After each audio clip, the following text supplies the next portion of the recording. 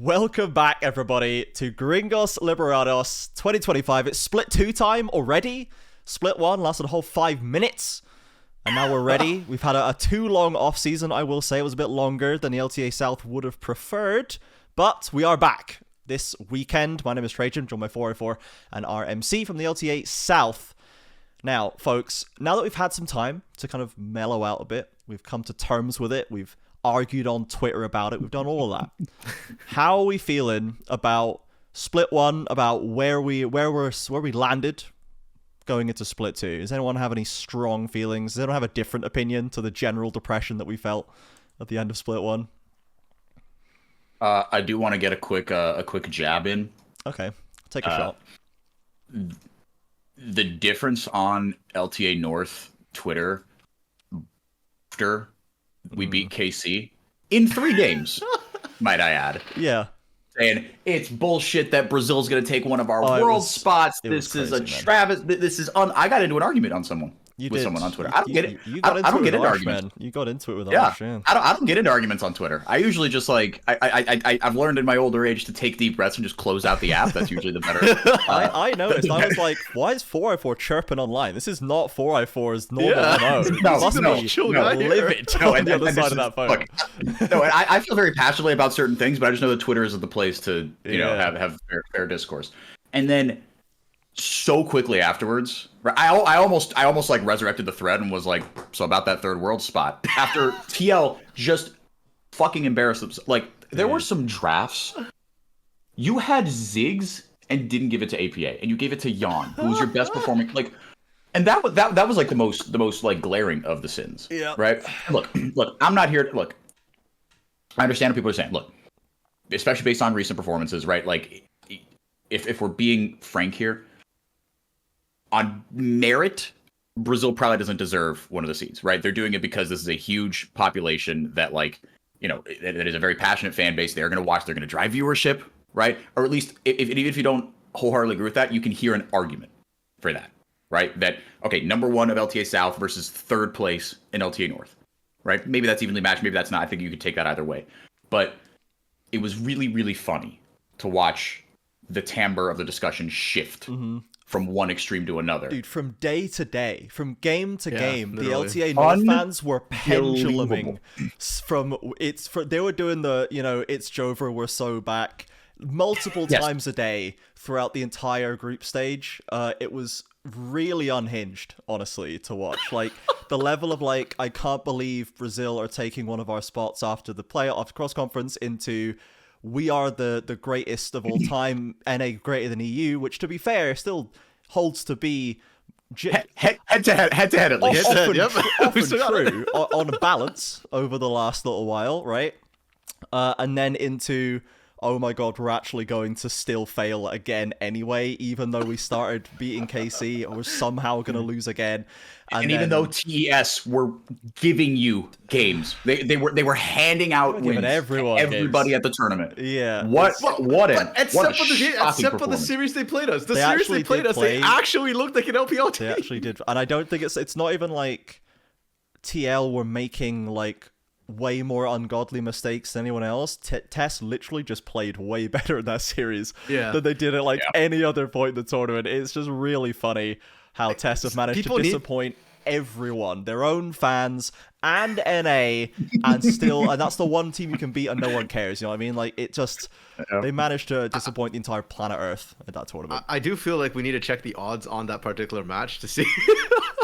TES just like put in, like, just sandbag, knew they wanted to make money and just sack the odds and then just bet on that one and just, I don't know, man. But by the way, fun random fact too. Brazil specifically, also has better win rates against EU than it does against NA. So as a whole, LTA better. Yeah, and that probably, I remember Loud beat Fnatic in 2022 play-ins with the MF Amumu Brunsey Seos. I'll never forget that. That was hype as hell. That was hype as hell. So overall, I think that we know that at the very least we know that LTA North is they are unhinged, even more so, and we'll see how this split goes for them. But they're having a rough time. I think it seems like LTA South we have all just kind of moved on generally, and we're like, okay, we're gonna go back to Brazil. We're gonna go back to Brazil. We're gonna go back to Sao Paulo, and we're gonna have fun over here again because that cross conference play was very depressing. We didn't like that, so we're all shaking it off. Now we've got roster moves to talk about. We're gonna go back into our studio. We're gonna have a blast with our own friends again, and it's going to be nice for a few weeks. So because our entire existence isn't predicated on international performance, and we actually enjoy our domestic never league has for been. what it is. If it had been, it'd be really sad all the time. Exactly, and you. There are some emotions that you don't have control over in life. This is just broad life advice from the unction over here, from three guys who are really close to, if not past 30. Yeah. There are some emotions you don't have control over in this life. Yeah. Take the appropriate time to mourn them and process them and treat them as they are, which are your real feelings. Yeah, Absolutely. We had those results. But you have more control over your emotions than you think. It's true. It is true. That's what I'll say. We had those results. We didn't like them. We're over it, okay? We didn't actually, as we said in those episodes when we were in the midst of that happening, we didn't actually go backwards really at all. We just didn't go forwards to the degree that everyone would have loved that we wanted to. Like, as a region... I disagree. Do you think we actually, performance results-wise, like, taking gameplay level out of it for a second, just like in terms of how Brazil/LA performed on the international stage, did we, like, look particularly further away from NA than we normally do? Because TL completely smushed Pain at World Swiss, no? Well, okay, I guess, yes, I was thinking gameplay into account. I think our gameplay got a lot worse. But we're just looking at results, too. You have to remember, we're not just Brazil anymore. We've got LA. Who have and even worse results. Thank God we got LA. Yeah. And but again, take on NA. LLA was a great addition and carried our only real sense of joy coming out of that, right? Absolutely. But as a performance gap tracking historically, they just do slightly even worse than we do normally, right? And this is not just LLA like it was before. This is LLA super teams plus Korean imports that worked and meshed really well. This is like the best form of LLA that they could craft to bring into this new system. LLA best hits. And they did it. Yeah, it was an LLA highlights best hits album, and they smashed it. They absolutely nailed it. Love that. But ultimately, I don't think that we ended up really in a different position than we were before 2025. Like, everyone still thinks we're the worst, and we low-key are. So... 2024 Worlds gave us hope, and so it's a step back from 2024 Worlds. It is. And you know what? It's just Astral. They took a game off Team Liquid. I'm just saying. Team Liquid won. And they were one hurdle. Really should have taken another game off him. Yeah, really should have taken another game off him. So all I'm saying is it's just Astral's second best team in LTA potentially. I mean, we'll never know because the format was bad. But on performance, I don't think they are, but like on performance in that pinprick in time, they were because FlyQuest had a mare, right? 100 Thieves, God bless 100 Thieves. They are low key like carrying the narratives in LTA North right now. They are so much fun. I'm so glad they're as good as they are. Yeah, but everybody else is just like, I don't know. Like, do we go over here now? Do we go over here now? Do we win? I don't know. Yeah, I think when I saw like a Bwipo interview that says like he still thinks that they're the fourth best team, FlyQuest. He still thinks that they suck basically compared to where they should be. He's like C9, 100 Thieves, and TL are all better than us right now, and I was like, that's crazy, man. Because people were like before 2025, they were like FlyQuest is the TSM 2017, like they are the next best hope for this era of and they were League. Because again, like they're talking about like based off what happened at Worlds 2024, right? Normal speed Gen G. They literally were. I will never forget that as long as I live. That was so cool. And now they feel like they're worse than C9, than 100 Thieves. I don't know, man. I don't believe you, Bwipo, to be honest. But, I mean, as above, so below, right? We have Pain Gaming. Everybody was riding high on them. We made it into the Swiss groups, and then they lost to Loud again, like a crippled Loud, and Pain still tripped over them. So it's I don't know. Split 1 was really weird. Part of it's format, but I feel like every team kind of underperformed compared to last year. Even 100 Thieves, who carried the narratives in LTA North and did really, really well. I was actually looking at the gameplay, and I don't think it was much better than what they did last year. I don't either.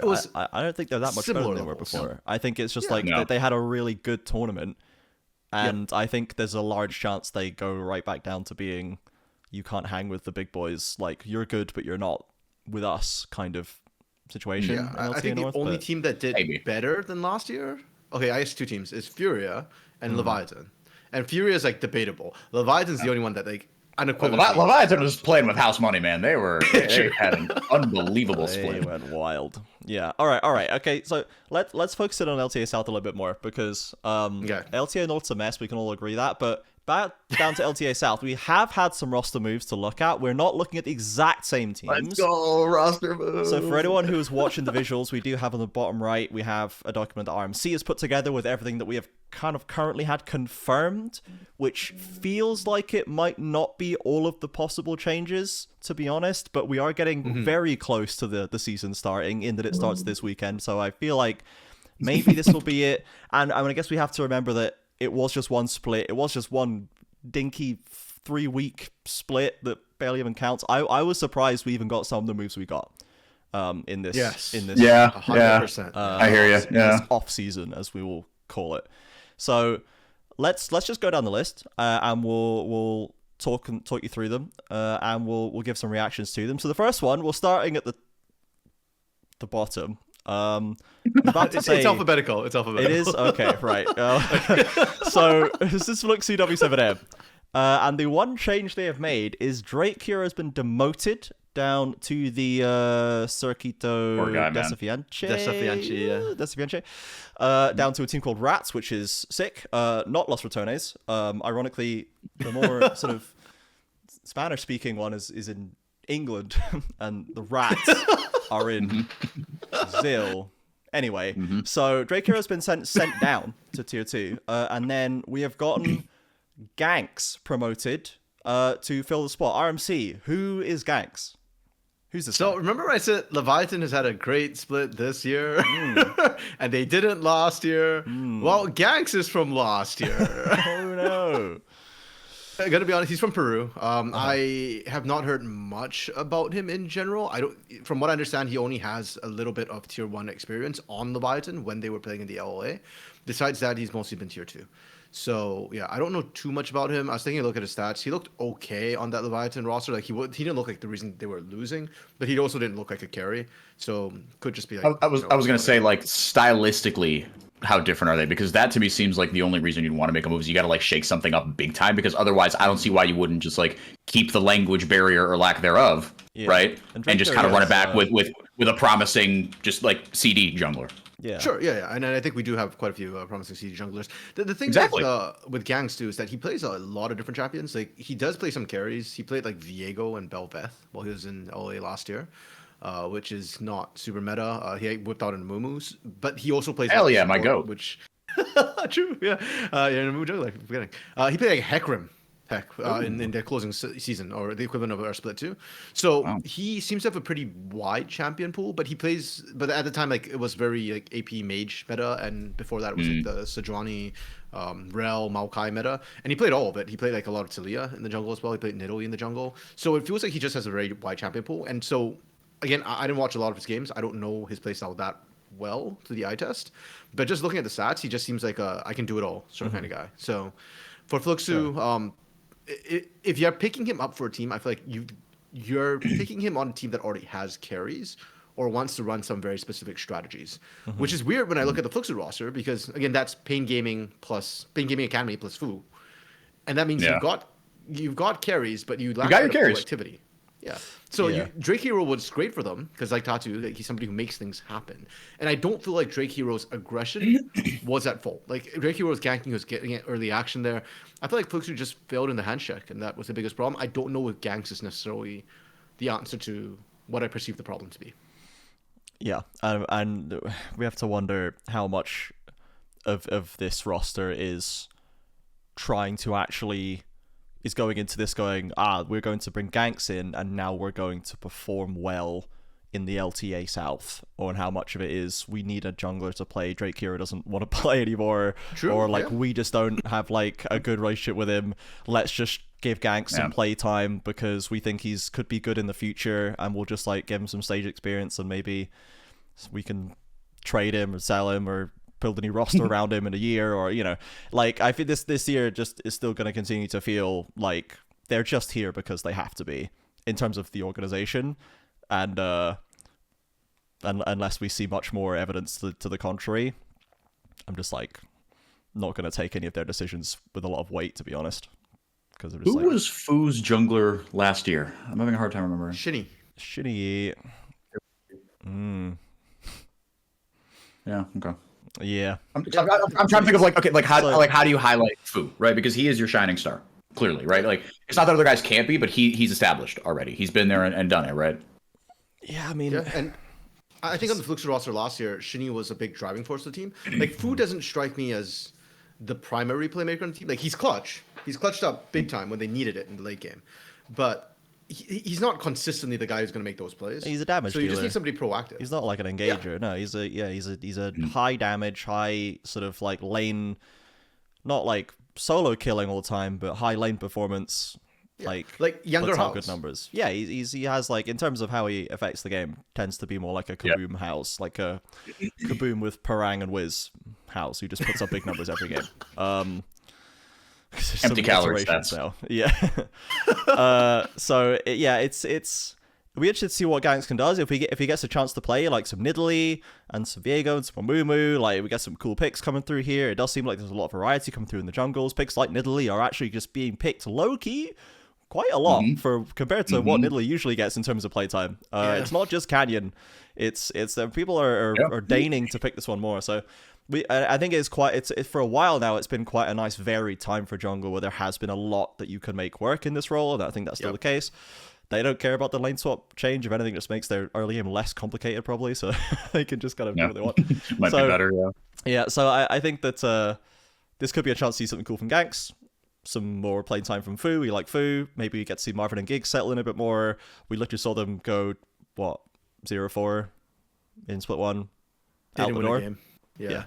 Nothing really to do there. A bit of a yikes. So maybe we'll get to see a little bit more from them. And it's best of one as well. So anything can happen. You can steal some wins. You can upset some apple carts in best of one. So we'll see what Fluxy W7M want to do here. Now, Furia, next on the alphabetical list. Unfortunately, this document has a little page break right here. So we're just going to, there we go. Is the same. It's the same. It's absolutely the same. And this is exactly what they should have done. And if they changed anything, I would have been very angry about it. I don't know if anyone else disagrees with that, but yeah, no, I like this roster. I was high on them prior already, so I'm very happy to get them together. I think there's a lot of promise here. They still feel no notes. Just a whisker away, not quite there yet, but once again, very short split. Didn't see quite enough from them, and I think they still ended up getting knocked out by very good teams. Who did they play against in split one? Good. Yeah. I don't know. They played against good teams, so I remember. They got knocked out by Pain. I remember that. That was yeah. We did get to see them against Pain, and it was really close, right? It was like a 2-1 or something. It was like it was a 2-1. So they actually lost 1-2 against Isras Estral. Yeah. They lost against the top two. That's what it was. They lost against because before they got knocked out by Loud twice in a row or something, and then before Loud had lost the championship, and then they got locked out by number 1 and number 2 in split 1. So, technically, Pain wasn't top 2 by the end of it, but we'll get there. Well, yeah. Well, yeah. Anyway, so Furia, we're happy they're still the same. We want to see, now they've got a longer split, we'll see if they can get over the line and start getting a bit more purchase in the playoffs, and maybe a slightly luckier draw wouldn't go amiss for them if they can get that. Leviathan, also 100% the same, which I am pretty happy for, given how they overperformed. Now, the interesting thing here for me is, given what we saw in the cross-conference play, do we think that they were a flash-in-the-pan domestic fluke that made it to the final, who then got exposed in cross-conference? Or do you think it's kind of the reverse and maybe they had a bad tournament at cross-conference? Do you think it's just the strength of the opponent was too good? Because they were against FlyQuest, at least in one of those rounds. So what do we think the reason was for Leviathan not performing, especially when Isras Estral did so well, and we were so happy with both of them? What do we think went wrong there? I think it's tough to tell, man. I think it's really, really hard to say. It's probably, hate to be a fence sitter, but I think it is a combination of all those things, right? Like you were saying, Trajan, they did run into a really good FlyQuest team that, look, again, whether they're wherever they actually are in the pecking order, on their day, they can be the best team in all of the Americas. But, I don't know. I think we're going to learn, we're going to learn a lot more about them. But again, I appreciate the fact that, look, they're not fighting relegation, right? They can run a more kind of, dev quote unquote roster. And it seems like they're keeping the faith in their pieces, right? Because they have high octane pieces, right? Look, Scary, he's continuing his evolution, right? Pro Delta is consistently the most, one of the more beloved players in Brazil, one of the more beloved young players. Cody was pooping on people's heads. He was unbelievable. Like, they have all the ingredients of a good team here. So I guess I'll put it this way. I think they will make playoffs, and I think they have a shot at top 4. Yeah. I'd be shocked if they don't make playoffs, considering that 6 out of 8 teams. That would be crazy. Yeah. But I mean, in the playoffs, I actually didn't think they did that poorly. They did about what we expected. You look at how the South performed as a whole, right? The only team that won a single game was Sisters Estral, and the format was terrible as well. So we'll never really know if it's like a flash in the pan or what the exact issue was. But Leviathan's games, if I recall correctly, were like kind of middling times. Like they didn't just get. It's told me more about FlyQuest than anything. Like, they didn't do anything stupid. FlyQuest just steamrolled them. Like, I drew no conclusions about Leviathan in those games. Yeah, so I'm looking at more what they did domestically in Split 1. Yeah, and like what told me more, like that tiebreaker against Isers Estral, right? They played really well in that, right? Yeah. They should have won, honestly.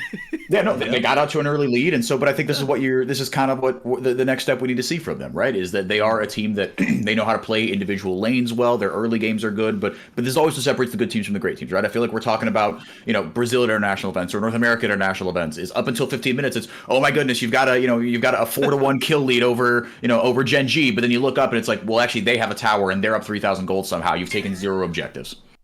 Yeah.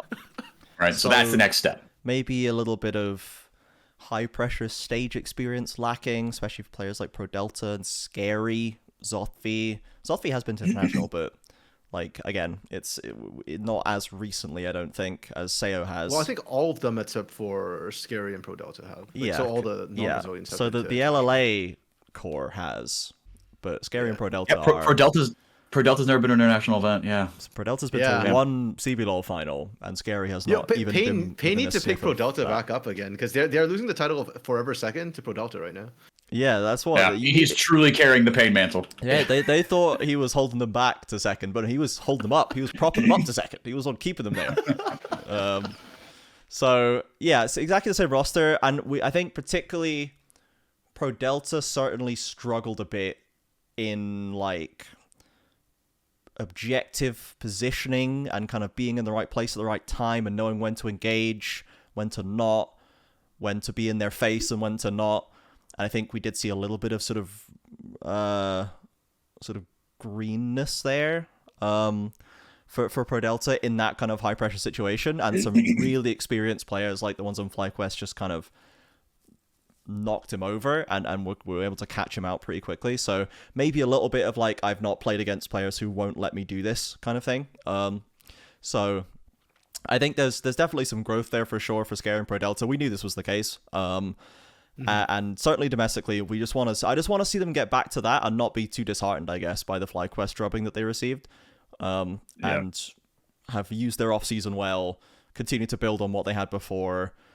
You don't have to worry about lane swaps anymore. This is another like big bonus for LTA South, that we don't have to like continue trying to work out what we're doing with lane swaps, because I don't think we loved them. I don't think we had a great understanding and usage with that strategy. No, we did not. It was so obvious that we were just doing stuff that no one else on Earth was doing in the lane swap meta. In terms of the like mid, and it's like, and there's a reason that no one was doing it. Top laners kind of skating through mid and then hanging around in the jungle and then sort of backing and then running around. You don't have to say top laner. You don't have to say plural. It was Robo. Well, it was actually Wiser is the one I was thinking of. It was not. Okay. It was this region had just really some interesting ideas about how to play lane swaps that no one else agreed was the right way to do it. So it's arguably some of our best teams that did it. Just really we're not sure what was going on there. So we don't have to deal with that anymore, which is nice. And yeah, so hopefully we can see some more at Leviathan, and they won't take that cross conference playoffs too hard, and we'll continue to see them overperforming. I guess we can't say overperforming anymore, because if they don't come second, then it's an underperformance. Unlucky. Next is Loud, and this is an interesting one. Yeah. This is a fascinating one. Wiz and Winsome released, dragged on social media by the fans, who also got quite mad at Loud for making them go on camera and talk about why they were released. Which they maybe some thought was a little in poor taste, perhaps a little cruel even to the players getting dropped. Yeah. And we were talking about it beforehand, and RMC, who watched the videos in detail, mentioned that Wiz seemed to take it a little better than Winsome did, and there was a bit of a difference in approach to that release. Yeah, video. I think it's partially experience as well. Wiz has been around the scene for a little bit, so Yeah. he kind of took it as a platform to kind of talk about, why. On Wiz's segment, it felt like, okay, Wiz was okay with leaving, like there were just differences in how Loud wants to operate versus how he wants to operate. Which isn't surprising to me, to be clear. No, not at all. No. And he was still praising like Aoshi at the end of it, right? Like, because let's not forget, Aoshi also got canned, which that one surprised me, I think, a lot more than canning the Koreans. Yeah, but Winsome, I think, being younger, Loud did him no favors in the editing. Let's put it that way. Yeah. So Winsome comes across as like really kind of just being binned and not really getting a fair shake sort of deal, because he didn't seem to really understand why necessarily he got binned off. And you got to remember too, Winsome played just how many? He played what? 3 games? Oh, three matches. Sorry, 3 which series. is like, Yeah. Well, so no, he played the cross conference as well, technically. right? So I think it's 4 because they like yeah. Okay, so he played round a couple, 1 lower bracket cross conference. and then the then- one match yeah. tiebreak thing. Okay, yeah. So he did play a couple, but it's one split. He barely played anything, and then he's off just like that after like a couple of months. So like you get his visa, he flies down, This is, and then yeah, next thing bringing you a know, he's, player like, back in off again. over cross country to then Yeah, release him after one split. That split, I don't know. Yeah, I don't think it was it's weird. completely unreasonable to fit in with the Loud playstyle either. Like, I saw about as much good as bad, to be honest. In like from my expectations for Winsome, because I didn't have a huge high hopes for him. I don't think he was like. I think it was better than I expected him to be. Honestly, I expected him to do worse than he did. But evidently, it was not good enough. So as you mentioned, there are There must have been. Yeah.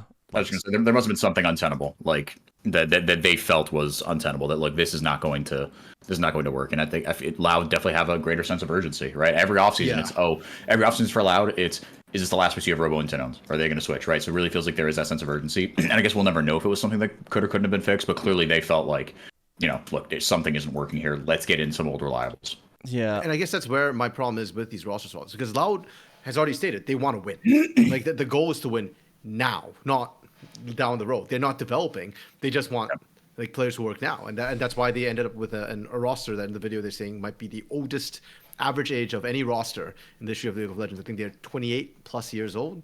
Holy average age, by the way, not their oldest player. Average that age. Is insane. I think it's like 26 or 28, I think. I mean, still, I think either one of those is ancient. Yeah, so it is definitely an older roster. They already said that their goal is to win it, but I'm looking at who they brought in, right? They brought in Shinny and Redbird. And with Redbird, I feel for Redbird because Redbird's been like there multiple times. And they keep counting him off. Like it's like, oh, not multiple times, sorry. This will be his second time going there. But they used him and now they're bidding him again. It's really like awkward with it. And it didn't work the first time. Do you really think he's the best support for this? And then Shinny coming in for Wiz. Look, Shinny hates Pain Gaming, which makes it hard for me to cheer for him. But he is a good jungler, and I think he was the big driving force for Fluxu. So I get picking Shinny up, but is Shinny that big an upgrade over Wiz that you can beat IE? That you can consistently beat Pain? I'm going to be honest, like I'm not so confident about that. I think Redbird, they won a title with him and then lost the next one, right? I think they won did. the 4th title with Redbird and then they broke the streak without. And the last time Shinny won a title, that 2020 INTZ team, his support was Redbird. So those two, I feel like, came as a package deal. Okay. Yeah. So there is a bit not like, and it wasn't like a prerequisite, but I think that was part of the thinking, right? It was like, look, they work well together, and they've said yes, exactly. So to be honest, I feel like they might have wanted to bring in Shinny and like, what's the best support we could put with Shinny? And like, well, we've worked with Redbird before. Shinny's worked with Redbird before. We have won a title with them before. Who else is? They clearly don't seem to want to. We tried importing a support. Clearly, they hated that, so maybe they're like, best domestic option for us could reasonably be argued to be Redbird. So Shinny obviously being promoted back up from tier 2 from Dopamina and from Fluxu. The argument and what we might find some more context here on is why did that Fluxy roster like go like 7 wins in a row or something and then start becoming absolutely horrendous almost overnight, with Shinny leading the charge the whole time, when Shinny was like the motor engine of that team when it was good and when it was bad. So it wasn't even like, well, now there's less Shinny or the meta shifted away from anything. Nothing else really changed except they just became bad in a very weird way. So we need to find out how Shinny fits into this roster now, and if we're going to see similarly inconsistent behavior, streaky behavior, how he interacts with this meta that is now very wide, and it's not just Skarner every single game. Like, you know, there is... It could still be Skarner. Well, maybe it's been nerfed enough that we can do Skarner every game, yeah. I don't know, man. After, were there more Skarner nerfs between first stand and now? I think so. I've not been keeping up with the patch notes. He's no longer permabanned and is still played at times. Yeah. He's probably like S-, A+ tier right now. So because after Junja did what he did on that champion at first stand, I think there were some people that are taking that evidence to coach and being like, look, let me play Skarner again. Yeah, they only nerfed his damage, his utility. Yeah, like he's still exactly this insane CC bot. Yeah. But that kind of goes, okay, first of all, I also crunched the numbers. It was 26.4 years, 26 plus, sorry, not 28 plus. Okay. Right now, it's their average age across that roster. But also, Shinny, with Fluxu, you describe him as the engine. I thought, yeah, he's the engine, but the issue was the steering wheel, right? The team's not going with him, so he's going in. Like, he's driving no matter what, for better or for worse, he's going in. And I'm looking at this Loud roster, I'm going, We've had repeated issues with Tinons and Robo not doing whatever the hell the rest of the team wants to do. Mm-hmm. I mean, it's the same problem with Wiz and Winsome, right? Wiz and Winsome want to play a certain way. Tinons and Robo don't want to do that. And then you get this disconnect. I'm looking at Shinny and Ripper and going like, okay, well, if Robo and Tinons don't get on the same page as Shinny and Ripper, we're going to get the exact same problems we saw last split. In fact, potentially worse, because they can't even communicate with Root. Right now, they picked up one of the INTZ Academy former players who speaks Korean and Portuguese to act as a translator for the team. Right. But he's not going to be there on the Rift with them, right? No. So if there's like a huge disconnect, as an AD carry, Root's going to be like, okay, how do I play this? Where do I go, right? Like, which side do I play for? And that's one of the reasons why they wanted Koreans on the team in the first place, is to be able to sort of connect with Root a little bit better. And Root is probably the biggest, the most important player on that team. He's the most consistent carry now and has been for a couple of years. Yeah. And he's leaving. Haklo, that's the translator's name. Right. And he's leaving after this year. So it did feel like, okay, we're going to have this set up. We're going to get the most out of Root in the last year before he goes to military service. And now they're like, well, nah, we don't do that anymore. So now we're just going to get 2 more Brazilians and we're going to synergize really well with everyone else apart from Root. And we're just going to put him on Kai'Sa, we're going to put him on Velios, we're going to put him on Jinx, we're just going to just Sivir, like just play AD carry, dude, you're really good, just do whatever, and we're going to like work it out. So I don't really, I don't think this is going to be better. Obviously, the previous iteration, this Wiz Winsome Aoshi thing, was a concerted direction shift for Loud that they have binned off instantly after doing about as well as I thought they would do. And like as you with the Aoshi thing, like everyone has so much time for him. Whenever you talk to anyone about Aoshi in the scene, everyone has so much time for him, and they gave him 4 series, and released him, and like there must just be such a monumental clash of approaches there. It feels like a Red issue again, right? Where like they just binned off Nelson in the middle of the split because like, it didn't fit with the team. It doesn't work, and it just feels like now it's ringing alarm bells to me that like this is a Loud team that is now going to be anchored by the previous way of doing things, which is anchored unfortunately around Tinons and Robo, and until they move on from that, they're not going to be able to see a good thing when it like sits in their lap. Like, and I if you have the option to bring in someone like Aoshi, and like I don't know, it really feels like that Loud is not going to work again until they move on properly, because they're not moving on properly, and they had a go, instantly failed, instantly backed off, went back to what they think is going to work from the past. I don't think it's going to work from the past. It already stopped working from the past, and we're just going to be grinding to a halt until they get a new idea. is how it feels. Yeah, look, loud. It's been 2 years, man. It's over. They're gone. Yeah, we have to move on. Man. They're not the championship's not there anymore, guys. Like Croc ain't coming back anytime soon. Okay, just yeah, give it up. Seos isn't coming back from those. He's got a better offer, man. So his visa's finally done, though, right? He's actually going to be playing for Shopify. Yeah, he should be here. Hoggies. All right. So Loud. I mean, does anyone have any other thoughts on Loud before I drop that on a pretty depressing note on them? Does anyone have any different opinions? Any potentially positive thoughts on this team before I leave it in the bin? I think they will be. I think they will be better. I'm gonna. I understand. I'll keep it brief so we can move on. But like, I really do. I'm not saying this. I'm not saying it's gonna work.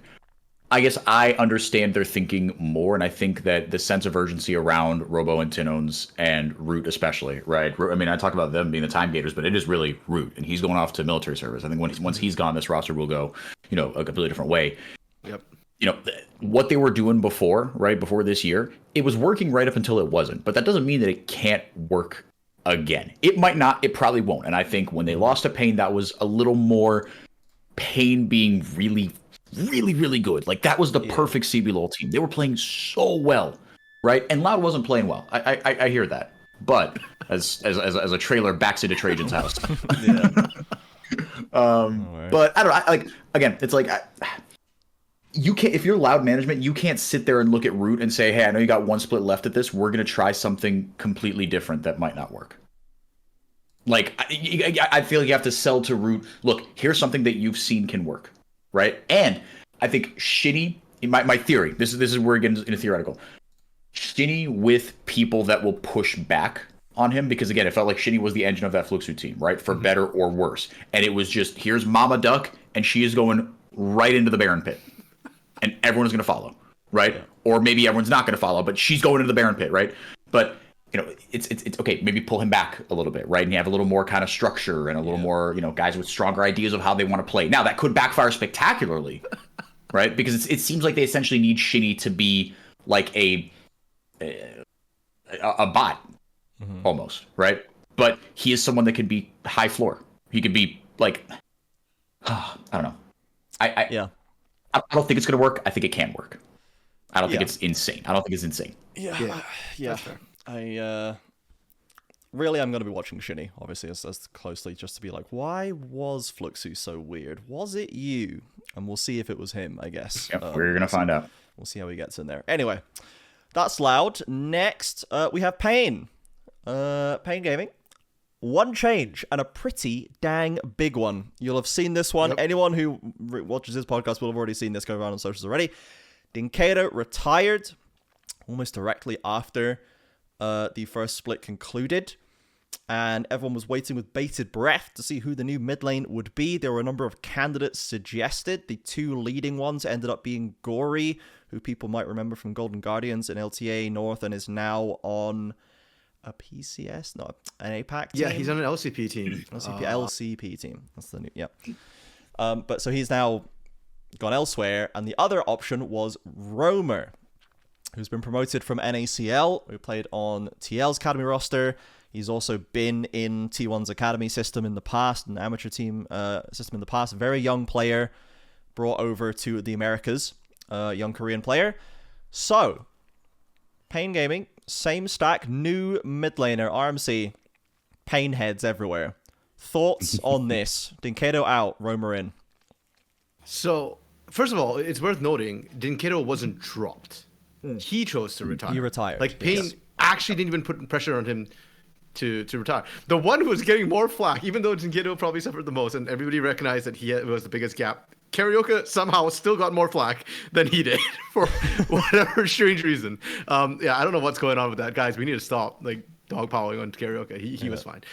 So first thing that's the huge thing to notice. Dinkato chose to step down. Now, Pain's unique in that they've only had 3 mid laners in the history of Pain. Insane. Kami. So it was Kami, and then it was Tinones, and then now it's Dinkato, right?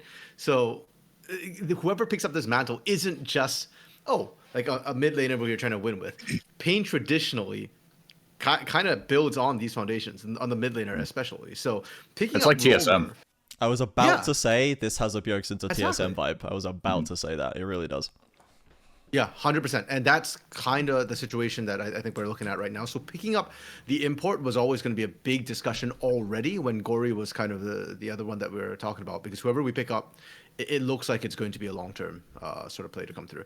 So I'm glad we didn't pick up Gory. In fact, Gory's actually not in the LCP anymore. He was last year. I don't know where he is now. He was on Oysters, and it didn't work out well. So we went with Romer instead, who's a younger player who we're trying to build on. I know that Cody has already started talking smack about. Yeah, you already said he's not that good. Cody's always like, he's not good. Yeah. Yeah, I mean, welcome to LTA South. Yeah. But I want to actually talk up Romer a little bit.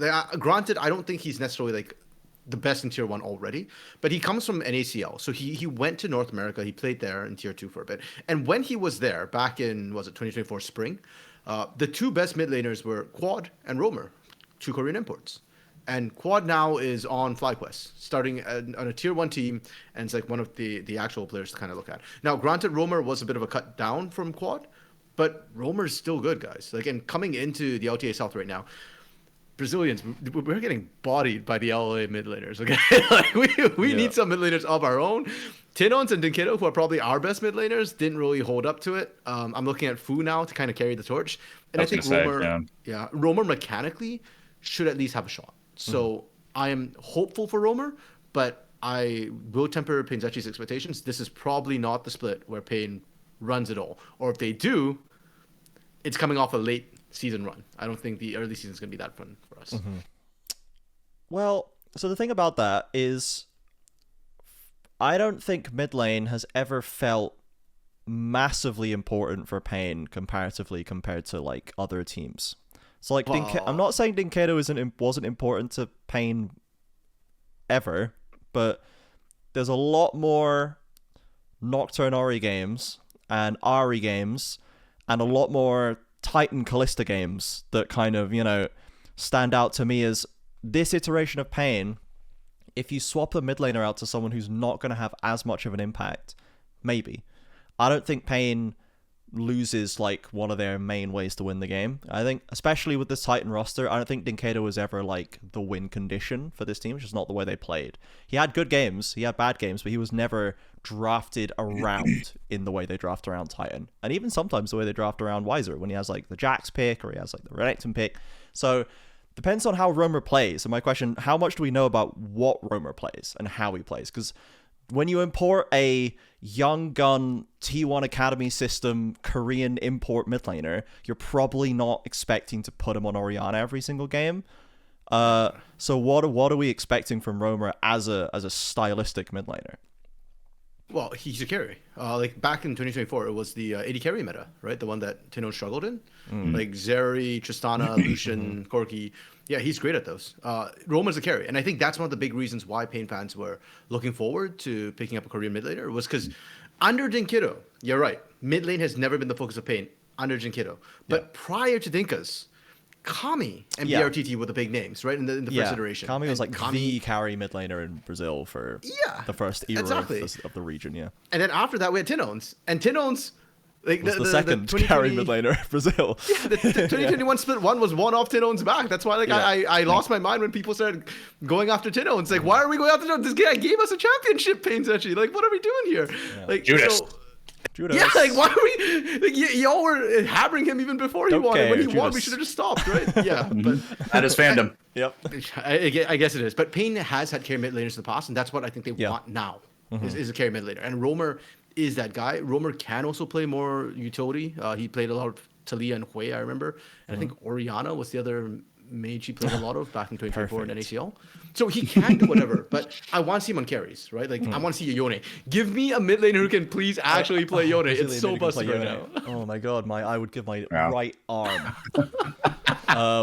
Yeah, that sounds good, man. Like, because we already know that Weiser and Titan and Curry can both be left on their own to sustain themselves. They don't need investment from the team early on. They don't actually need resources in the early state of the game. So, like, if they want to invest Karaoke's time into building a really strong mid-jungle duo where he's really present in Romer's lane, cool, sick, love that. Go nuts. And the rest, Weiser and Titan and Curry, will be fine. It's just, Pain doesn't need that. So, how he fits into the Titan and Curry school of it's time to fight now-ology, we will see, because that's obviously quite a tricky speed to operate at times. Yeah. But that would be the same for anyone. So I think that how he fits into Payne's game plan later on when they're team fighting with Titan and Curry as a core there will be interesting. But yeah, having like a Payne mid who can just, once again, as Thinkado often did, stand up fine in the lane, just like play the lane out without falling behind, or potentially look to carry as well from that lane with help from karaoke, or even without it. That sounds pretty cool to me. So I'm more excited about this than I would have been about Gory as well, because I think Gory feels like a bit more of a known quantity who has not had the best of times as the last couple of years, and I think would have been trading off a pretty old CV at that point, whereas getting some new Korean talent in sounds cool. And they already at least have a Korean support, so it's not like Roma's going to be on an island with no Korean speakers on the team as well, and they have Zero. Technically, Wiser is also Korean. That doesn't even register as Korean to me anymore. I'll be honest. Yeah, because he's now domestic. Right? He didn't take a spot. So he actually has, either side of the map. Every lane has a communicator in there that he can communicate very easily with in the laning phase. So I just realized that's hilarious. That means Karaoke, the jungler, is the one who's the problem. Yeah, Karaoke is the one who's like, guys, what am I doing? Korean. Titan, what's happening? And he's like, I don't know. I'm just 2v2ing them. I really don't care. Actually, I don't know. I'm playing PvE mode right now. Yeah.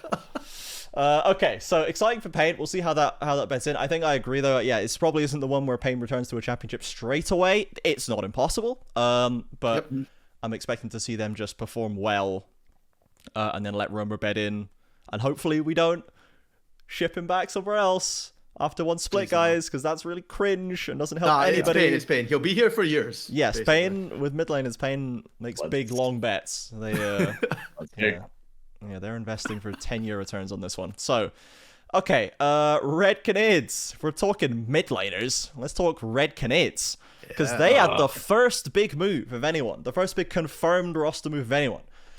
Grevthar back down to Red Academy. Thank you for your service once again, Super Carry Grevthar.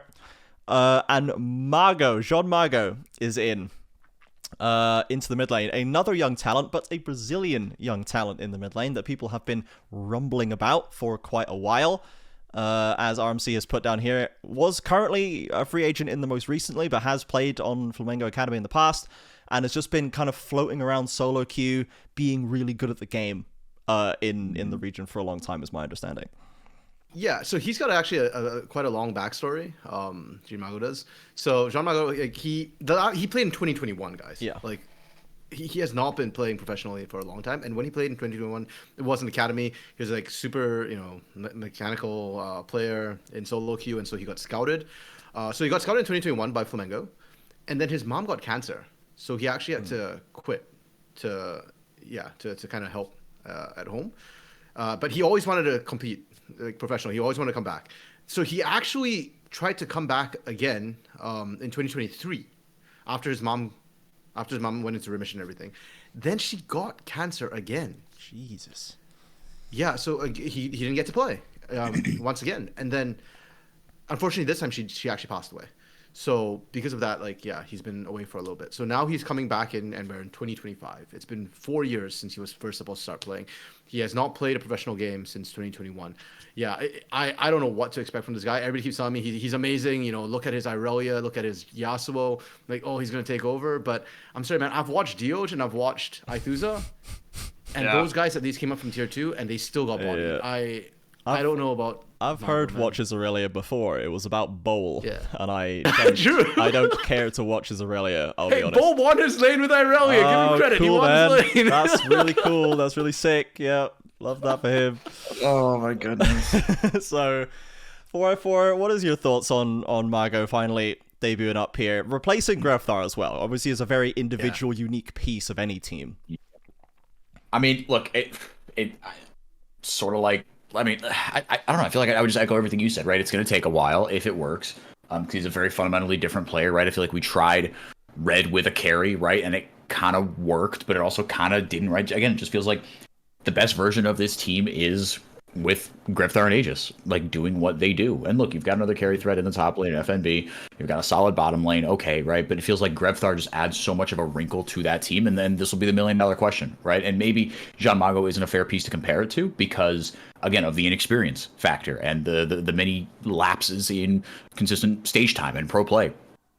But I guess the question is, right, do you value the consistency more than the potential higher ceiling for the rest of the team? Right. And look, and John Mago has a theoretical higher individual ceiling than Grefthar, but I don't know, man. Look, and again, Red Canids, they haven't reached the promised land in a long time, but they've been to, we read that stat out last episode, right? They've been to like, maybe not 5 straight, but like in the last 5 game 3s or game 5s that they've been to, they've lost. But that means you had to get to those game 3s or game 5s, right? They've been on the precipice for so long. So they're taking a fundamental shift in their identity. And again, it's sort of like you said, Trajan. We've seen Dioj.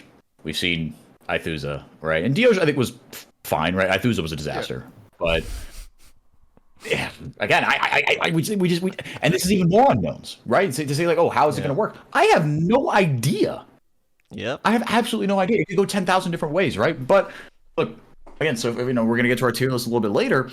Again, it's sort of like Pain, where, look, if this works, it really might take a while. My expectations for Red are... they're in the middle of the road, the split. Yeah, and for every 10,000 different ways it could go, you'll have to double it, because it could also have a new jungler in there. Is like the latest hot off the presses, unconfirmed as we put dude, he's gonna get Lou Gehrig. We might not even have Aegis, so if the problem is, well, you should just have Grefthar and Aegis, just bin off Aegis as well, problem solved. And they're gonna they are considering currently playing Doom, all capitals, which I love. Doom, who's their current academy jungler, who would be then a completely like refreshed mid-jungle duo in the most kind of iconic mid-jungle duo centric team in Brazil's history, and now I guess LTA South's history, to just potentially bin them both off for fresh players. So RMC, you've been watching Doom in Red Academy. Even I've watched a little bit of Doom because his name is Doom, and that's enough for me to watch. And also, when we had some good games from Grefthar and some good results, I watched those games back. I mean, he seems fine. Do you have any more detailed opinions than he's fine? Well, Trajan, are you a Doomer? I am a Doomer. I'm a Doomsayer. In the same way that I am an unaffiliated, unapologetic House fan for, at this point, no reason. At this point, it's just for the bit. At this point, it's for the bit. He's winning in CD at least for House, which I can't say the same for Doom. Is my problem. No. I'm not a Doomsayer in terms of Red Doom right now. I'm like a Doomed Sayer. I'm looking at this going like, first of all, I am shocked that there'd ever been Aegis. Like when it came down to Aegis or Titan, Red chose Aegis over Titan, and now you're.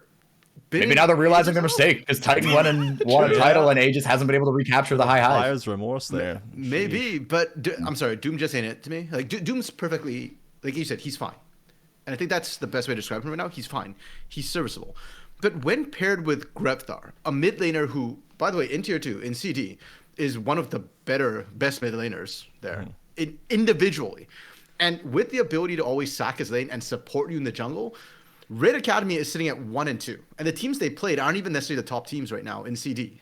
So they played against VKS Academy, Stella, and Dopamina, and those are kind of like middle of the pack teams for the most part, and they're 1 and 2 right now, 1 win, 2 losses. So yeah, I'm sorry, like I'm just not looking at this roster going, I'm super hyped about these players when you've got an actual CB low mid laner, one of the better ones, and Doom's just not performing with them. The reason they gave as well for potentially promoting Doom was like really weird. Aegis was had to miss a scrim for some reason. I think he wasn't feeling or something. Doom went in and the team performed better with Doom. And that's what they're thinking. They're like, oh, we like playing with Doom. We think he brings a different perspective and the team played better with him. And because of that, they're thinking about starting him. And I'm just like, okay, that's going to be an interesting one, especially if they give him the CB law welcome. That's I mean, Jose Deodo did ask all the Brazilian teams to take scrims more seriously. So now they're making massive roster decisions based off every scrim. If this jungler is better, we'll swap him out. We don't care. No, not better. Feels better. Feels better. For one scrim, he's in. That's really Aegis funny. out. So we'll see if that materializes in week 1, because as we say, this is unconfirmed. This is active consideration by Red, is what we are currently aware of. So if they do it week 1, they're trolling. We'll talk about that when we see the schedule. But Margo's in for sure, and we'll see if Doom shows up as well for Red Knights. That's going to be wild if they choose to do this. Now we have a slightly easier one, a much easier one. Vivo Cade Stars, it's all the same. It's the same roster again. This is one that I once again would have expected. They were never going to make a change. No, this is not the Vivo Cade Stars method. I've had my questions and my problems with their choices and decisions in the past, but if they had changed places after that split, I would have been checking CL for, like, you know, we need to get a healthcare, well-being, sanity check on it. Yeah. If CL starts, who are you and what have you done with CL? Exactly. Yeah, that's a body snatcher. That's Exactly. So we'll talk about this a little bit more when we get to the tier list after this. Does anyone think there's going to be a big shift in Vivo Cade Star from split 1 to 2? Does anyone think we're going to see big progress? Like performance or roster? Performance. Roster the same, but does anyone think we're going to see a little bit more of what the vision was this time around? I think we will. I think just again, because like we've seen CL do it with a roster that again was kind of similarly unheralded, right? I think the one person you're gonna have to manage more, and again they've worked together before on Rogue, is Trimby, because he, from what I've seen, he's someone who has very strong opinions about how to play the game. And I think he could rub some people the wrong way. And you guys tell me if you've heard differently, but that feels like the vibe I get from him and what some people have said about him. Now, he's an LEC champion. We're all toxic, I'm afraid. So again, you got to manage that. But assuming you can, then that could have a synergistic effect in the opposite way, as in the positive way. So, because again, I think the pieces are all there, and CL has a track record at this point. Yep. So I've got to trust it at this point. We've got to give him time. He has earned the time. Yeah. He has earned the benefit of the doubt. Yep. And that could be enough. Yep. We will see. Kissy back from holiday, which is good. Good for the roster. I forgot about that. For a second, I was like, "Wait, where did he go?" And I was like, "Oh, right." He went back to OS. Oh, wait. He went on Twitter, so he went. And came back very quickly. Okay, last one. Isurus Estral. The champs are shining beacon of hope in the LTA cross-conference play with their whole win. Again, no changes. We would not expect anything different here. So I guess now it's, were they quickest off the block? Were they the best at lane swaps? Were they the most settled in the shortest amount of time? Where is the true longevity of the value here? And I think for me, the one thing I'm certain of is I'm expecting Jose Diode to still be the best jungler in the region and to come out as the gold standard for junglers. Potentially with some new opponents to play against, Ganks, Doom, some exciting new names. So old opponents to play against, and Shinny as well, popping back in. And Shinny, the boy, from years. He will past. never die. Exactly. So, to be honest, given that if anyone has any additional thoughts about this, we can hear them now. Otherwise, we'll go to the tier list and then we'll start talking about if we think they're the best team or not. Okay, my thoughts on Isurus Estral. What I really like about them is I do think they're more than the sum of their parts. Because I look at their individual players. Their bot lane actually looks a little bit lackluster compared to the Brazilian bot lanes in terms of their laning. I look at Bertle's laning and I'm like, bro is Bertling. That's something I've learned from watching Bertle last split. Like, yeah, a lot of people tell me, oh, Bertle's just Bertling. And I'm like, oh, I see what you mean now. Like, he just doesn't do great in lane. But like Snaker... There's a reason his nickname was Burden. Yep. True, yeah. And then, but once they get out of lane later on, like these guys, their mentals don't crack. Like for all that Bertle's been called Burden, like there's a reason why he's still here, and that's because he has great impact. No, his highs are plenty for this region. Yeah, like we see him. He's like better Robo. He's like smarter Robo, where like, somehow he has more impact than Robo, right? I mean, on days where it's Robo, like not on Rob's day. On Rob's day, Bertle hasn't shown me that yet. But when it's Robo, right, Bertle just does it better. So I think Isurus Estral is a very interesting team, and I think Brazil, the LTA South teams, the Leviathan included, need to understand how they operate. It's not going to be about smashing them in the early. It's not about getting leads and trying to snowball from there. It's more about how well can you close out against them, because if it goes late, they give me like championship loud vibes, you know, where like if we hit 30 minutes, all bets are off at that point. Yeah, like have fun trying to break into our setup if you let us get there, that's your fault because you can't crack us anymore. Okay. So pretty happy with that. Right, let's look at the tier list. Let's start putting some order into this mess. Now, I'll start us off by just putting Ancestral at the top, and let's start putting teams around them because nothing has changed. They ended up looking like definitive best, especially after cross-conference play. They had the best performance. They looked the best. They could stand up under the most pressure. They had reasonable, dare I say, even good drafts. And they, as you say, greater than some of their parts, which is very much for me. I was like, I thought they'd be less than the sum of their parts, but they went the opposite way. They very much did overperform in that regard from my expectations. So, how about Pain? New mid laner. Previously, we were thinking Pain's the champ, Pain's number 1, maybe. You know, we saw that, and I guess they're only number 3 or 4, number 4 seed after that first split, after dropping to Loud in the tiebreaker. So, new mid, time to bed in required. How are we feeling about how much of a dip do we need to bring them down here? Because we can't really do this anymore, I think. Are we doing this? Can we? Well, I think, and here's the interesting part. So I guess we're to clarify, we're saying this is where we think they're going to end up at the end, right? At the end of split 2, at the end of split 3, at the end of split 2. Yeah. I think. Look, we could put them in S. I think the foundation is good enough. I don't think we have to, though. I don't think it's a crime to put them in A. Like, again, from my little tier list that I made, they are top of A for me. Yeah. Because there are some unknowns. I will hear S. Fine, right? Like, again, like you still got the base of like what they did last split. Or not last, in 2024, right? The base is all still there, and that is a really high level team, right? I can't just shake that, right? As long as you have Titan and Curry. And Romer's got hands. Romer really has hands. No, this could work really, really well. I don't want to put them in S, but if you could drive a strong enough case for S, I'll hear and we'll put them in S. As always, when it comes to Pain, I will recuse myself from the actual tiering. I'll give you all the reasons why I want them in S tier. Why I think they're the best. But so you know who else had hands? Mir also had hands, and Mir. It wasn't Mir's fault. Well, let's just think about where Mir has gone after Furia, and then went to Os, and has now been benched in Os. And everyone was like, benched? Yes, from Chiefs, I think, and everyone was like, yes, get Mir out. So I don't think Mir is looking so hot right now on the global market, you know what I mean? And Mir has hands, and no one's gonna say otherwise, but hands aren't all that you need. And I will also say that Pain in Split 1 did not look as good as Pain in 2024 Split 2. They looked a little rougher, they looked a little bit more suspicious, and that was with the Kato still. That was with the winning formula. They looked worse.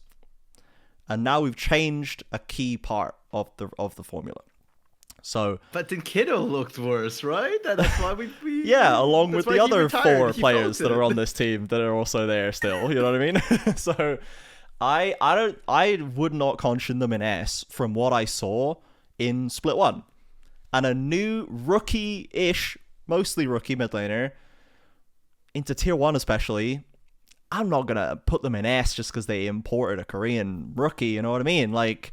Where did Brazilian rookie won the split before? Where did TL Academy finish in the last NACL split? When Romer was playing? Yes. Where did they finish?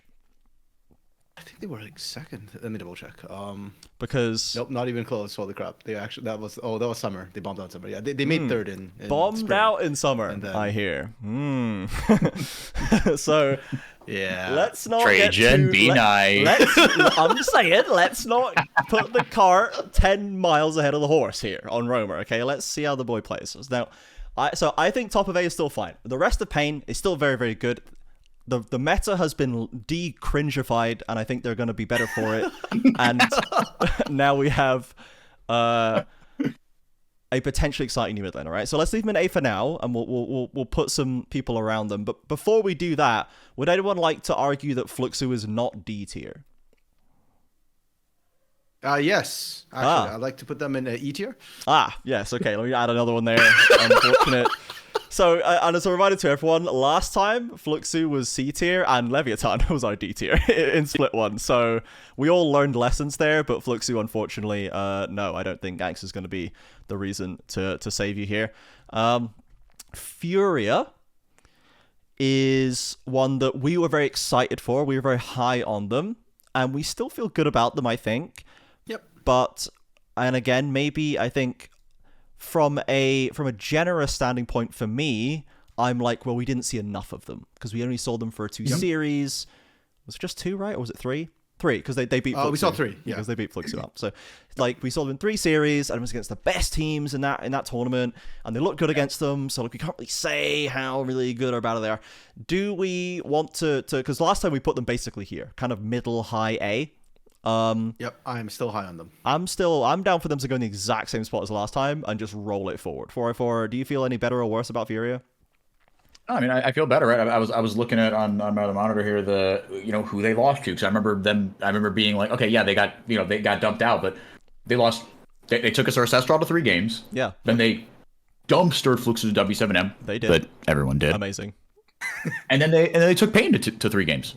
So like they had arguably the toughest strength of schedule, right? And then they did fine with it. So I have no reason to again, like, I think it's exactly what you said. We haven't seen enough of them, and I'm very high on them. I think that their fundamentals are very, very good. Their players are on kind of the upswing. I think the biggest question honestly might be just Toots in terms of just like, can he recapture like his best form from last year? That's fair. But other than that, good. Yeah, I remember that sequence that was like Herald into Tower, into Atakan, into Objective, into Baron, and it was like they were, for like 7 minutes, they were just constantly taking objectives in a way that the opponent couldn't contest them at all.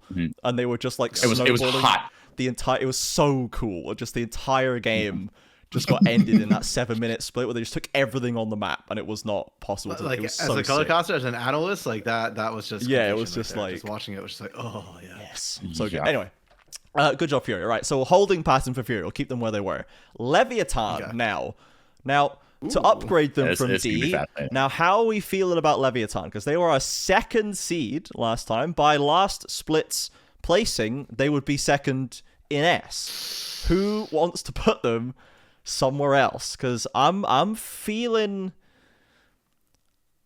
I don't want to knock them down too hard for how rough cross conference went, but it's like A or B somewhere, Okay, so my Pain Gaming obviously topped the list, so I didn't have them in A. I had Leviathan as top of A for me. Right.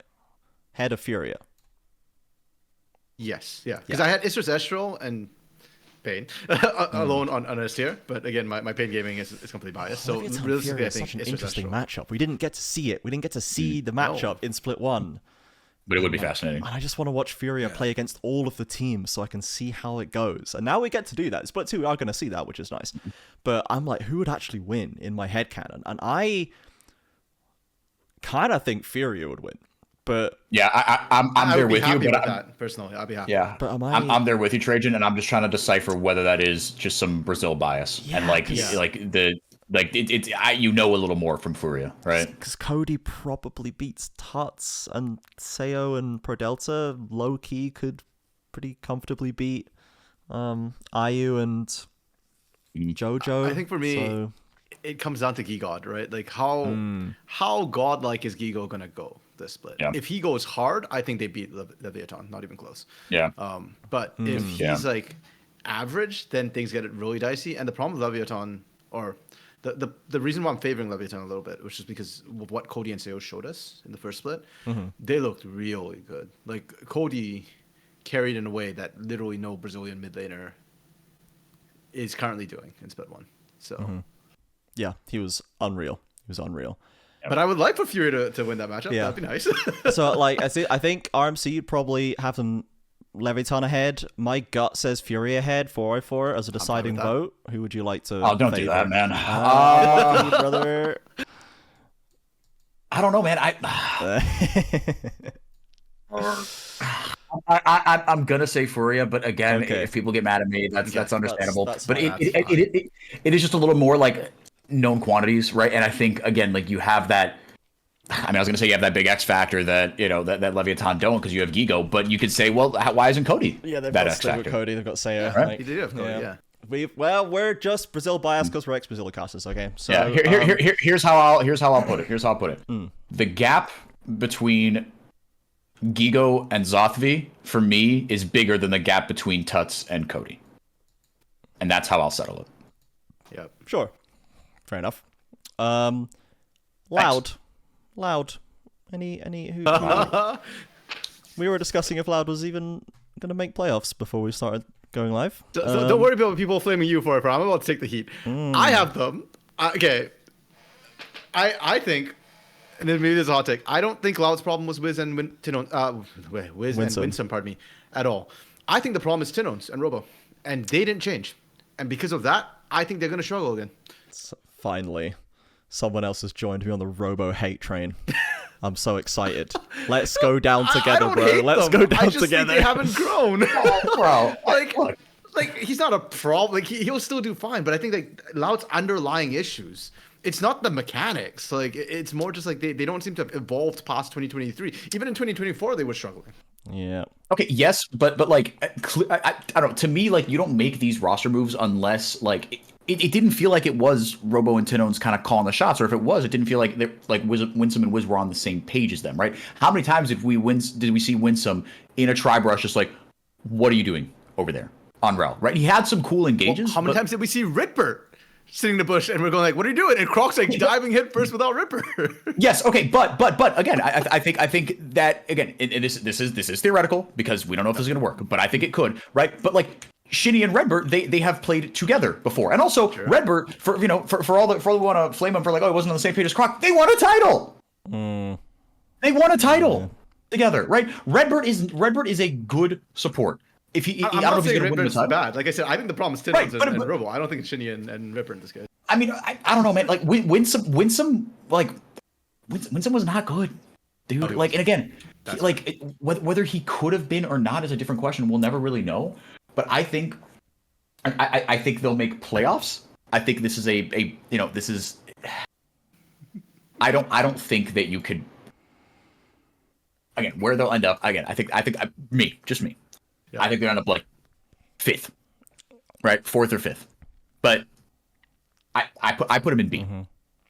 Okay. Yeah. I think they might because they also make playoffs like because also like we've had like the top 4 I think is kind of firmly, maybe not firmly, but like our top 4 right now is what? Isurus, Pain, Furia, Lev. Yeah. Right? Yeah. Question marks around Red. Don't know how long VKS is going to take to settle. Luxu are bad. Yeah. Like I can't comfortably put any of those other teams for me above Loud. Yeah, exactly. I wouldn't predict Loud over any beginning of the of the teams split. in ANS. I fully agree with you 4-4, but I'm looking at their growth, and I think Loud is capped. I think they're capped, but I think that their floor is higher as well. I think just on experience, I think Loud's floor is going to be higher than because Red could be a disaster. Cade, I have a little more faith in because I trust CL. Yeah. Red could be an absolute disaster. If I'm Red, there is a universe. I'd say like a 30% chance that by the end of this split, we're going, dude, free my boy FNB all over again. And I think in 2026, it's gonna be welcome Loud FNB.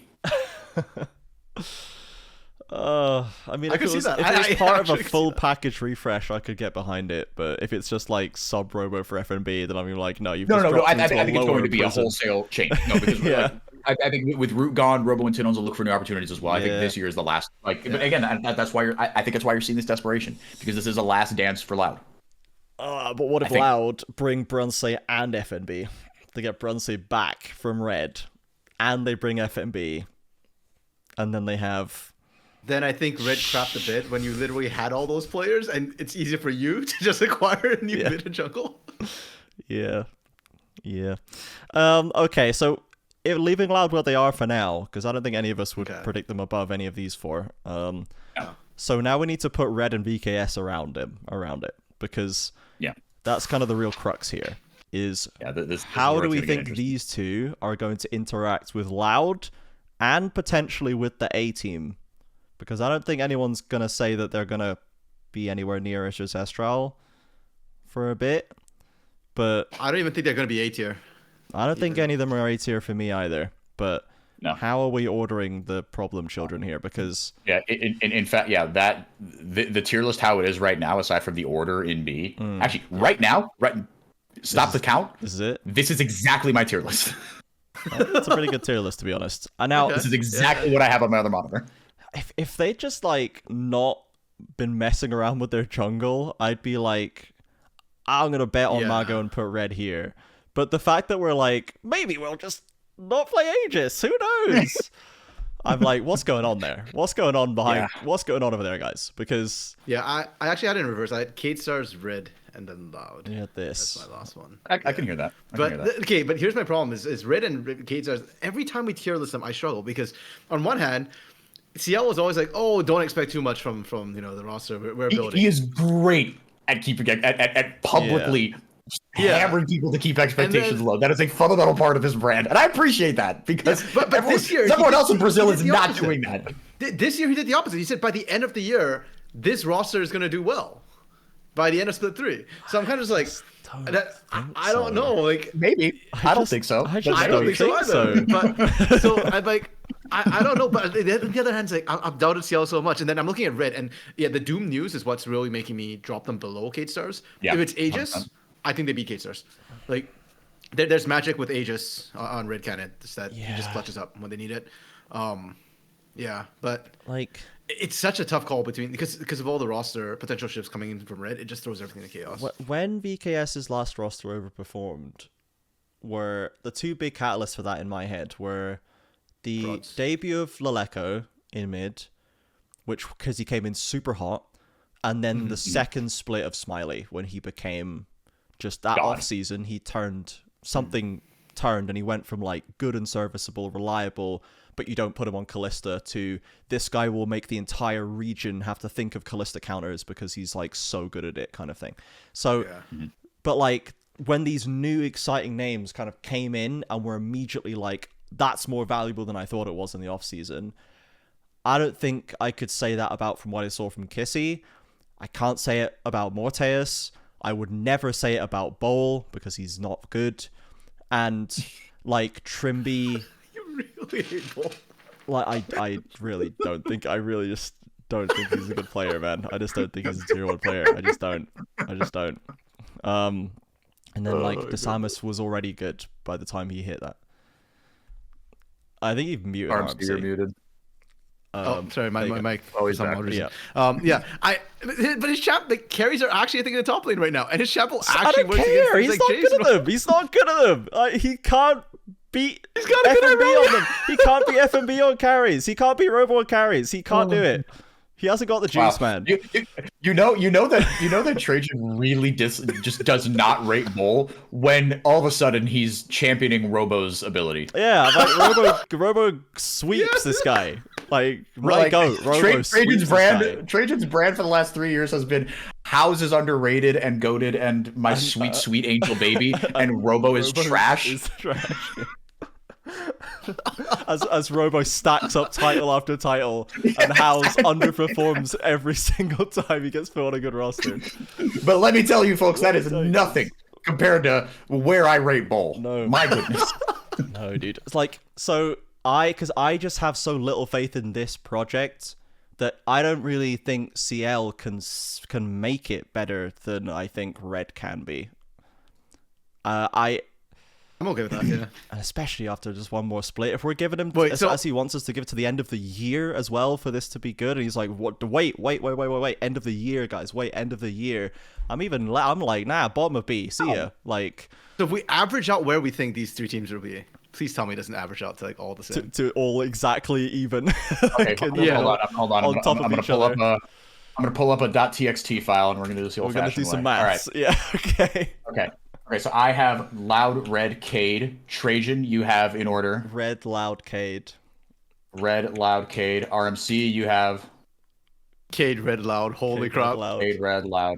Okay, We so actually No. No, Okay, we so- don't. So, We don't. so Loud has a combined 6 points. Yeah. So again, more points is worse. Red has a combined 5 points. Okay. Okay. And so does Cade. So it, so- Loud is the worst, is all we know. So on our aggregate, Loud is slightly And worse, then and so we have Red to and break the Cade tie are- between. Or even. Yeah, and Red and Cade each have. Wait, no. Apologies, no. Cade have 7. No, Cade's the worst. Cade's the worst. Okay. So it's yeah. Red, Loud, It Cade. goes Red, then Loud, then Cade. Red, Loud, Cade. My fault. I'm a genius. Okay. So we do have a okay. There's our consensus. The I'm okay average, with that, I yeah. am the average Joe of this podcast. Of this 3-person sample, I am the average viewer. I'm the What it average. does not concern House, Robo, or Bull. No, I'm Trajan the is average. very I am the moderate. layman. I am. Because it does concern Bull, hence Kate Stars ends up at the bottom. Yeah, At the bottom. There we So go, Bowl's exactly. involved. So. Right. The Trajan buff. Trajan is the median voter that politicians are I trying am to the median voter. Okay, so this is the tier list that single we issue have. voter, and his single issue is Bull. I am a single issue voter, and it is Bowl out. That is my single issue. Okay, so the tier list we have is Isrus Estral alone in S. A tier, Pain, then Furia, then Leviathan. B tier, Red Canids, Loud, then VKS. And then D tier, Flux UW7M. Yep. And this, so it's not just like a rerun of Split 1 either. Like, because Isrus Estral still at the top, but Leviathan not second. Pain upgraded to second. Furia, who didn't even make top 4, is now, we're keeping Hopium for Furia at third. And then these kind of slightly floundering-ish Red and Loud projects where we're not really sure what the direction is, and it seems like they're not even quite sure what the direction is.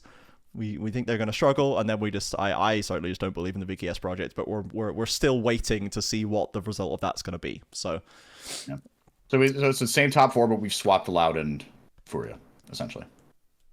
Not exact seed. and Leviathan and Pain, who have gone second, fourth. Sure, but I'm saying like from in the top 4 to out of top 4. Yeah. So, Loud has been demoted out of the top 4, and Fury has been promoted in their place. Okay, second last thing we want to do is we need to take a look at our awards from last split, because we said we would take a look after each split. We get a chance to move and change one option if we want to, but let's remind ourselves where we were here. If I can, there we go. Get that on the screen. So, we all thought Titan would be the MVP. Basically, this is taking the year into account as well. So this is like a whole 2025 annual deal. So, I am going to change this. I don't know if anyone else wants to change this, but I am going to change my MVP vote to Jose Diodo. Because he rules. I mean, And he has already taken a sort of elder statesman position in the region, telling everyone that they need to pull their socks up and try a bit harder, having kind of summarily blasted all of them in the first split. So I'm here for that. That's pretty sick. And I'm excited to see what he does next. Would anyone else like to change their MVP? Does anyone else think Titan is not going to have the juice by the time the end of the year rolls around? No, I think Titan's going to build up all the rage from like losing to Sail, and he's just going to like go Super Saiyan and everybody. So I'm going to keep Titan. The Viper himself, yeah. yeah. I'm going to keep just because there's another change I want to make. Yeah, because this to me is still viable. yeah, you do get one. Important to note, you get one change. So I've dropped my bomb nice and early. Rookie of the split. Tattoo for me, Morteus for 4x4, and Tattoo for RMC. Are we sticking or are we moving? Hell yeah, I thought Tatu did amazing. I thought he popped off. I'm down for that. Yeah. Yeah. I don't know, if again, this just isn't my change. Yeah. So maybe after split 2, we can revisit these and we'll see if there's time to save it before the end of the year. So we'll have another chance to make one more change for the end of the year. Most improved, I had Ayu, 4i4 had Fu, and RMC had Morteus. All stickers, no movers. Happy with it. Elo held. A unanimous prods. Would anyone like to claim that Prodelta, I think we have to, right? then came second, is no longer the most Elo held player? Yeah. Who is the most Elo held player? this is the interesting part because I know I want to change this. I'm just not sure who I want to change it to. RMC, do you have a more definitive answer out the gate? It's got to be a player on the worst team, right? Like that is literally how you get elo held, right? Well, you have to be good. You have to be good and be on the worst team to get elo held. If you're all bad on the worst team, then no one's getting elo held. And you're all bad. True. Yeah, then you're all in hell. You deserve to be there. So it's got to be somebody in Fluxus W7M. Now, there are two players in Fluxus W7M who I'm holding out a lot of hope for. Marvin. Yes. As, a young rookie who's coming in. But I don't think he's the most elo held on that roster. The other is the hope of our mid lane. Which is Foo. Yeah. So I would like to change my most elo held from Prods to Foo. I think pick. Yeah, I think I do too. My original kind of where my head went at first, thinking about kind of something I said earlier. There's a universe in which it ends up being FNB. If Red continues to go down the bin, that's yeah. But I think that would require a pretty crazy drop off. I just don't think like the rest of the roster is going to be that bad. But I feel bad for FNB. We're continuing to pour one out for him, split after split. He gets close and close again and again. But for now, I will say Foo because he is a legitimately good player on a legitimately awful roster right now. Even in a split where half of the league went to a semi-international competition, he still got locked out of it. It's so grim. It's so grim. He's come second, he's come third, he's come fourth so many times. And the one time you can come any of those and still make it, he comes fifth. I think he comes sixth. I think he comes sixth, actually. I think he was fifth, sixth. It was like, fifth, sixth with Furia or something, right? So, Wait, Split 3 has cross-conference as well, right? Split 3 does, yes. How many teams? How many teams make it the cross-conference again? Pass. Regional championship. It's top 3 of each. Top three. Okay, I mean, potentially doable if the red formula, if Margot is correct. They're not going to get top 3. I don't think so. I think FNB's actually locked up international again this year. They're not going to get top 3. Well, it's 2026 split 1, I guess. Dude, if red get top 3, I don't know, man. There's some sort of bet I got to make. Because I think it's not impossible that Leviathan drop off a little bit by the end of the year. And maybe the other changed rosters can kind of leapfrog them. That maybe Furia just doesn't work in the end. Maybe it caps out before top 3. Maybe it stays kind of just outside the echelon always. Has a bad series FNB qualifies for an international event, but it's at the expense of Furia. I don't know if I'd take that. I don't know if I would take that. Okay, the problem is I'm looking at this, and if Margot really is as good as people say he is, and if he's like full level, right? They still have Brunsey and FNB, right? Like these guys are still some of the top players in their respective roles. I do see. I can't imagine a world where they make top 3. I can imagine it. It's possible. Yeah. I just don't think it's likely. I actually think it's very possible. Yeah. Okay, so are you changing 4x4? Or do you have another change in mind? Because we only got one more left and it's biggest flop. So pour it out for FNB, man. Pour it out for FNB. Yeah, I don't know, man. It just can't be Pro Delta, but then also like it can't be. I mean, it could be Miro or Birdo. There's still time there. I might make you pick one. I might make you pick in one. that case. Understandable. Outside of your one change, which is separate, you do now have to pick one because we've seen them play. So. All right. Yeah. All right, I'll join RMC on the food train, and I will choose Birdall because Miru is just legitimately good, and Birdall still had some. There's a chance Birdall still flops. There's still time. Yeah. So, okay, that's fine. So I changed MVP to Jose Diodo, and then RMC and 404 changed their expectation for most elo held player to Fu. And that might end up being my split 2 if nothing else comes to the front of the mind. I'm pretty comfortable with the rest of them still. Obviously, biggest flop, there's a chance, but it's like none of the Fluxu players for me are like flops because I didn't expect even Fu there's nothing to do. And reminder, that's an academy team that got picked up. Basically. Yeah, it's an academy team. Even we call Fu elo held, it's not like we're saying everybody else is bad. Like they're just young and need more experience. Yeah, so there's a chance that we go maximum rage baiting change it to CL if by the end of the split. I was actually just thinking of CL. If VKS does not ever get any better, I'm gonna be like, you said this is the one that wins, bro. I don't know. If after split 2 I'm not seeing it, there's a chance I might go for CL here, but okay, right. Literally thinking that. Okay, last thing we need to do. Split 2 is this weekend, so we need to look at the bracket, see what we're actually going to be seeing in that first day of play.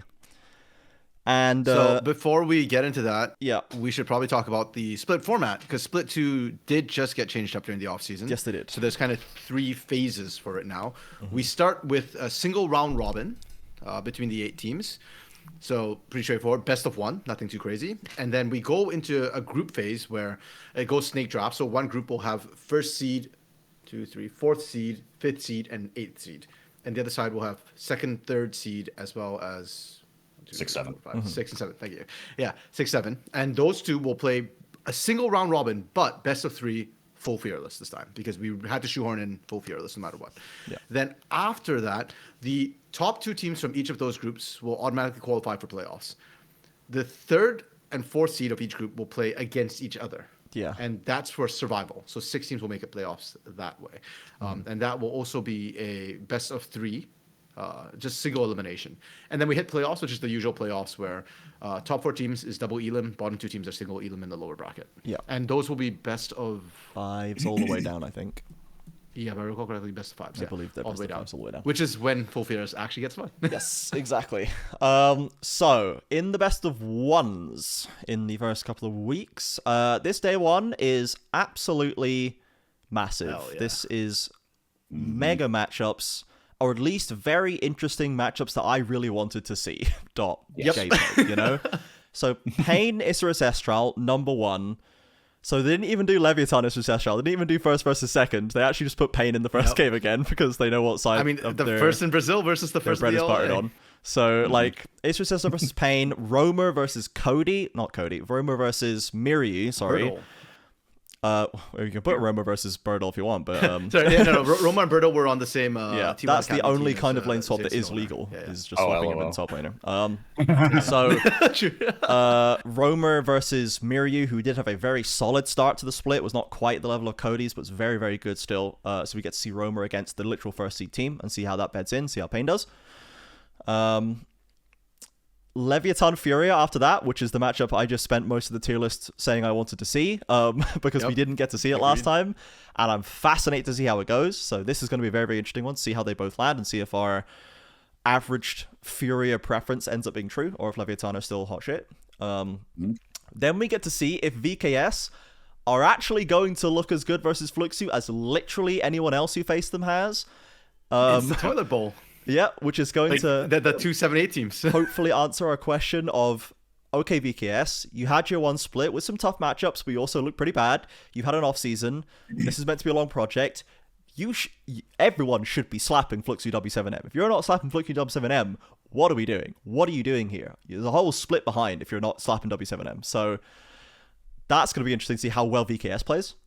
And also, I guess, how Ganks plays into Disamus. That could be fun for him. Pretty tough. And then we get to end the day with just an all-out Brazilian slap fight, fist mud wrestling mess with Red versus Loud. to wrap Hell yeah! I believe those are the actual 2 teams which are all Brazilian now, all the way down to coaching and staff. Furia? Furia has Think Hard. Oh, well, That's why I said okay, all the way down to so coaching staff. Loud have root. Oh, they have Root. Oh, never mind. I forgot. Yeah. Okay, never mind. Well, that goes out the window. Yep. Unfortunately. In the bin. Oh well, it's still an incredibly Brazilian matchup, and it's more Brazilian than it would have been because now Loud has dropped in 2 more Brazilian players. So that's going to be a mess. That's going to be funny. We'll get to see Margot versus Tinones. That's pretty exciting, right? Like new anticipated mid talent versus the gold standard of mids in Brazilian mids, I should say, for the longest time. And we'll see if Doom plays. We'll see if that happens. Okay, so keep in mind, these single round robins, these best of 1 single round robins affect your seeding later in the groups. So you actually don't want to be throwing winnable games. And that's why I was saying, if they run Doom for week 1, Red is kind of trolling. Like these are kind of must-win games because I think Loud and Red are kind of in the same tier, right? So if you throw the game here, you end up being on the lower seated side of things, and then you put yourself in really bad position. So Red needs to not throw these. If you're gonna do it against Fluxu W7M. Yeah, for sure.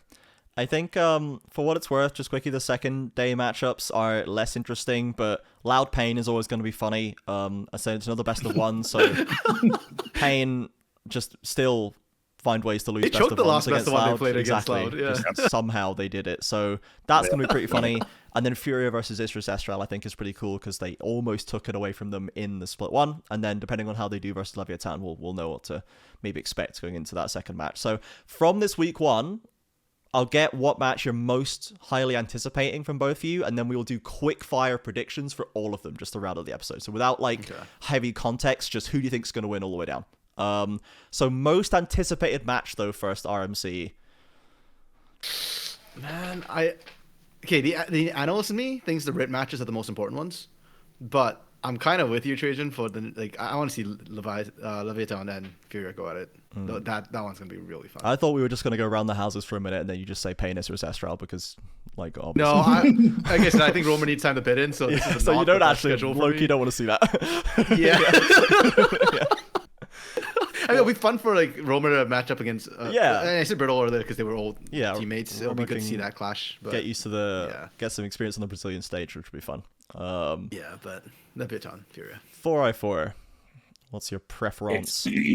It's for Leviathan. There are so many. There are a lot of unknowns about these. The state, unknowns different from Red and Loud, which is where will they end up? How will the new signings bed in now? But for Furia Lev, it's just I don't know what to think of these teams right now. Where do they stand in the pecking order? Are they top four, right? Mm-hmm. And we see them as kind of evenly matched, right? The best of the rest. And this is pretty. I mean, again, every match is a banger in week one. Yeah. So this one's gonna be awesome for sure. I am 100% in agreement. To no one's surprise for Leviathan Furia, it's just the most interesting matchup. Without any, it's not getting freebie boosted by a Korean imported mid laner or an academy promotion jungler that kind of makes matches more interesting without having to try. This is just straight up, no change. This is the most fascinating game that we want to see because of the match that never was last split. The biggest question from split Absolutely. So love that. Right. Very quick fire predictions all the way down. RMC going to come back to you.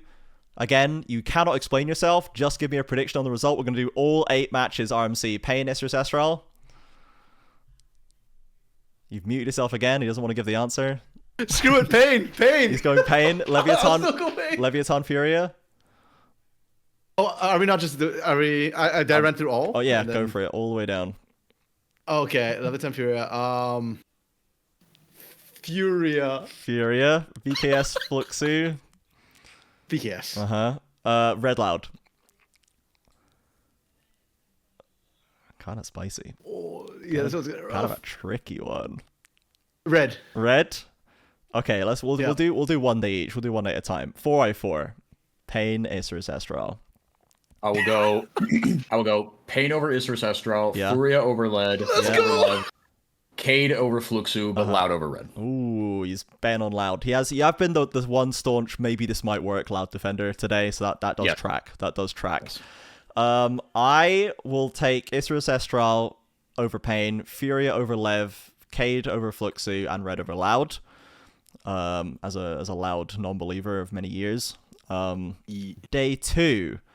RMC. Wait, before I go to day 2, I do want to ask 4i4. Why Pain over Isurus Estral? That one surprised me. Vibes. I think there's a lot to lose right now for Pain. Actually, not a lot. I mean, there will be a lot to lose this split. I just think they're going to come out with their hair on fire. And honestly, I think they... I don't think they have to because it's against the best team right now. Yep. So, if there's a game to drop, this is the acceptable one. But... I don't know, man. I think it could work. Maybe Isurus are get a little complacent. I don't see that in their DNA. I think they are the least likely of the 8 teams to be complacent about literally anything. Yeah. But I don't know. I think it'd be fun. I think it would set Pain up for glorious failure the rest of the 2 stages. Just the way we like it. Just the way the Pain's edges like it, though they'd never admit it. Right. Furia, Isurus Estral, RMC. Okay, so Isurus Estral. Yeah. Red. Red over VKS. Yeah, and then Leviathan and Pain. Leviathan over Fluxu and Pain over Loud. 4x4. Give us your day 2. I will go. Isurus over Furia. Red over Cade, Lev over Fluxu, Loud over Pain, because Pain will win game 1 against and then lose IE, against and then lose to Loud because they always do. Yeah. I mean, obviously, that's just like, that's not even vibes at that point. That's just data. That's data driven. Like, I will. Season, week 1. I will take Furia over Isurus Estral, Red over Cade Stars, Leviathan over Fluxu, and I will also take Loud over Pain for maximum memes. Wow. Because I literally just think it's just to be best of ones, and Loud's just going to be silly. It's just going to be silliness. Okay. With that, that's going to be us. Thank you all for watching. Check us out on Twitch at LTA South for, I think it's usual start time, right? It's like 12 noon Brazilian time. 1 p.m. Brazilian time, 1 p.m. 9 a.m. time. Pacific, which is the usual Eastern. Yeah, the usual time. Yeah, so normal times. But Saturday, 4 Sunday. games instead of 5. Yes, 4 best of ones instead of some number of best of 3s. So 4 best of ones. True, right. Nice tight day. Saturday, Sunday, and we will see you there, I guess. Thanks everyone for listening, and let's hear it for another split of LTA South. It's all gonna be fun and games now. We're back at home, and we're gonna make a real mess of it like we always do. Love it.